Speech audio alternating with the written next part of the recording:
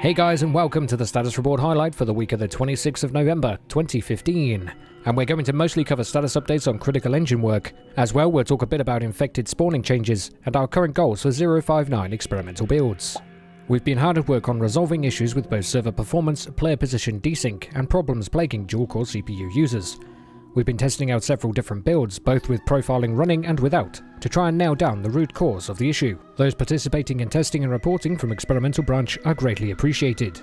0.59 experimental critical must fixes, player position desync, poor server performance, and local visual item duplication all have potential fixes being pushed to Experimental Branch tonight. Dual-core bug fixing, standing frozen corpses are still being looked into. That said, we mentioned in previous status reports potential changes to how infected are spawned in DayZ. Historically, throughout the entirety of the project, we have spawned our infected globally, distributed evenly across the whole of Chernarus. Now, while this resolved the previous metagaming vulnerability that DayZ mod suffered from, it led to the infected being way too spread out. Internally, we've recently settled on a hybrid system, entirely not dependent on the original trigger system used by DayZ mod, instead relying on the same tech that runs the dynamic events and spawns, allowing us to, in addition to globally spawning a specific number of infected, dynamically spawn large amounts of infected around cities, villages, bases, etc. that players congregate to.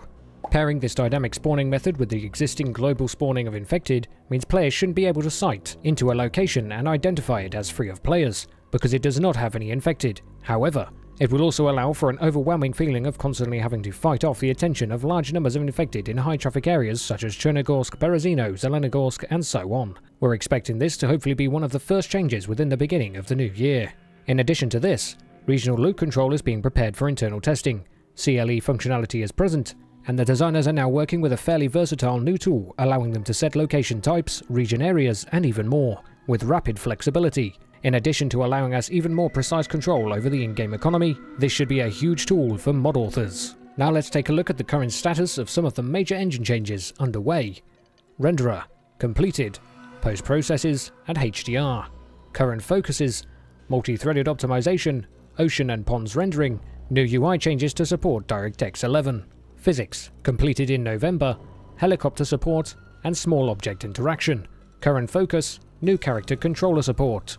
Next up, physical doors support, and manipulating bodies, dead or unconscious.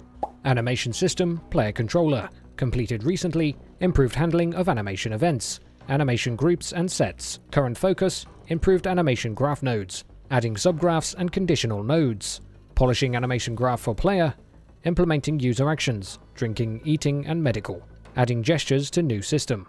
Next up, immerse IK for feet and hands, sync of animation loops, rewrite the functionality for additive and override animations, improving vehicles with additional animations, turning and reacting to speed, etc. And lastly, Hicks has left us with two little gems from lead designer Peter Nespesny and lead animator Victor Kostic. In this first video we see a new suicide animation using the pitchfork, and in the second video we see small object interaction. Questions, suggestions? Make sure to head over to the official DayZ forums and join the status report discussion thread for this week. Also, as always, I recommend reading the status report in full for yourselves for the most amount of information that it holds. All links will be in the description, and I'll see you peeps next time.